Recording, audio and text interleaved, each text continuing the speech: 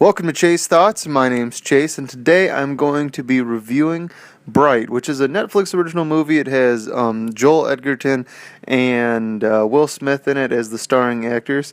Real quick, before we get into the review, though, I did just want to say that this is going to be the last day of my Pokemon hiatus. Tomorrow I will return with another Pokemon episode. Just in case you're one of the people that have been wondering where they're at, I did just want to say really quick that the Let's Learn VGC series will return tomorrow. There will be another episode since we had 2 episodes of Dynasty Warriors yesterday, and now today we're getting an episode of Chase Thoughts and an episode of Dynasty Warriors, which aired earlier today. Alright, now hopping into the review. As always, this review is going to be spoiler heavy, so if you don't want any spoilers, here are my quick thoughts, spoiler free. Now, I did think this was a good movie. Rotten Tomatoes rated this movie a 28%, audience rated it 88% on their website, and I would say that this is a movie that I've never thought that the critics could get so wrong. They apparently hated it. I saw a lot of 0 scores and 10 scores when I was scrolling through it. These people were just way off basis. In my opinion, this movie was a fun movie. It was really good, very enjoyable. Of course, it was filled with some plot holes here and there, but the movie was just a fun and enjoyable movie to watch. I enjoyed it from start to finish, and I would definitely recommend it to anybody who's just looking for kind of a fun comedy mixed with action movie. It kind of had almost the Men in Black feel to it, without being too much Men in Blacky, if that makes sense. But and I guess that's kind of weird to say Men in Blacky, but the storyline of Men in Black, as in what I mean by that is the storyline of Men in Black, where it's the aliens and everything, because this is in a fantasy world, this isn't in a sci-fi world, so that's kind of what I meant by Men in Blacky. But so it still kind of has that kind of feel to it of where Men in Black was an action mixed with comedy movie, and of course my mind's gonna go straight to Men in Black because Will Smith is in that and is in both movies, or I guess I should say all 4 movies, since there's the 3 Men in Blacks and the one Bright movie. And for all the people who remember the Men in Black cartoon, though I don't think Will Smith was the voice on that cartoon, but that's something for another day.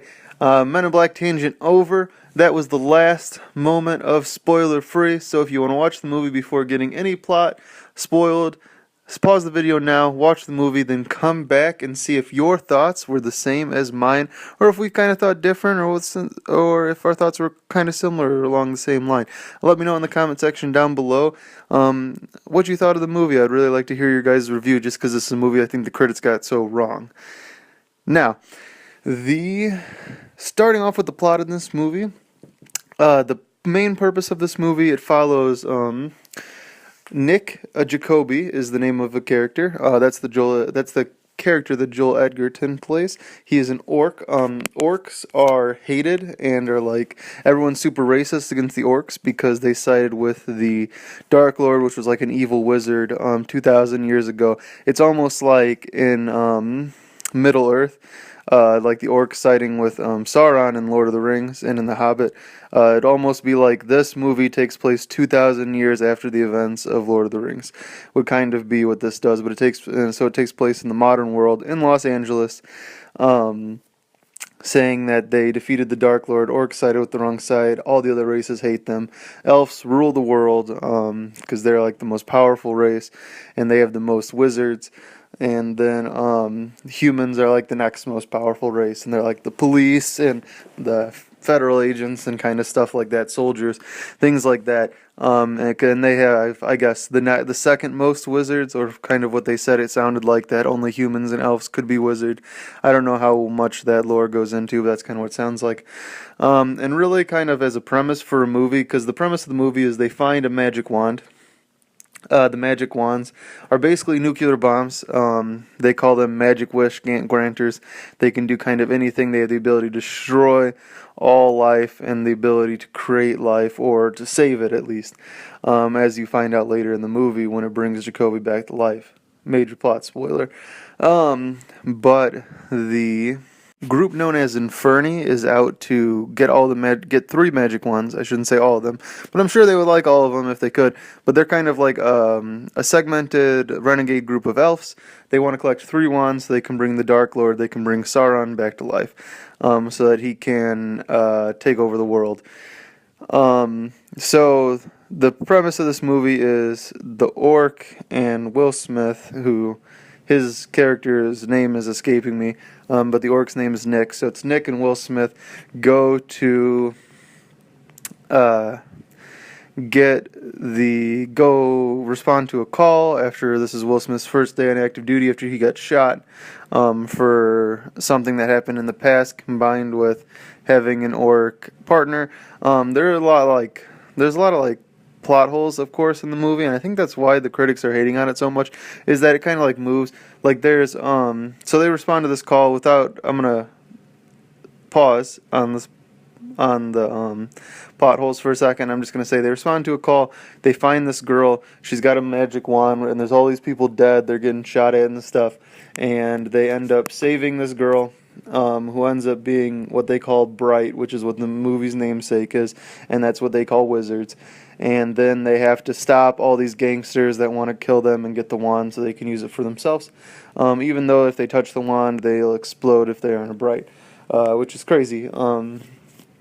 So throughout the movie, they're trying to escape all these gangsters. That the plot hole, I guess, that I saw in this movie, the biggest one, would be the gangsters just keep showing up at the next spot they're at. Everyone just magically knows where they're going to be and when they're going to be there.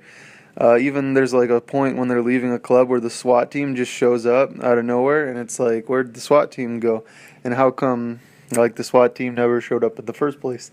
But so when at the original place, and why are the feds being so bad at finding them, I guess, is another thing in my mind.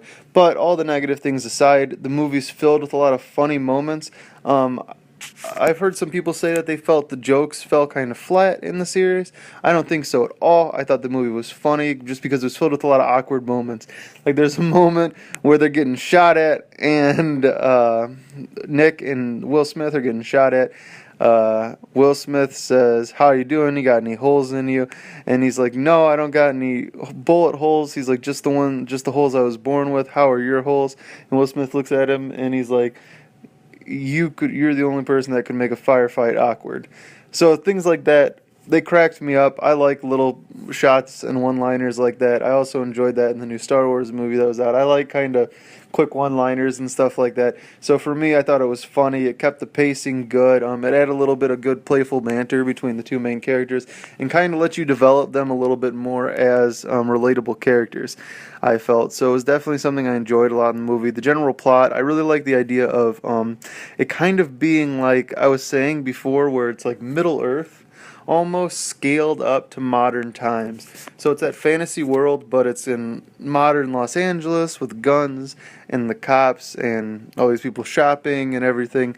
And it was cool. It goes through, the movie opens with showing all of these shots of these spray painted all this different graffiti spray painted on different walls and things like that, and murals to different orc things and elf things and the Dark Lord. And it was super beautiful, and it was cool shots to see them go through all these different areas of spray paint and see how culture changed, and how the orcs are kind of because everybody hates them, they're kind of the gangbangers and stuff like that. And I know this has the underlining tone of don't be racist is the message, which is a good message for a movie to have. It was overall good. So I guess it had a good core message inside it. It had a good amount of humor, and it had good overall kind of flavor to the movie.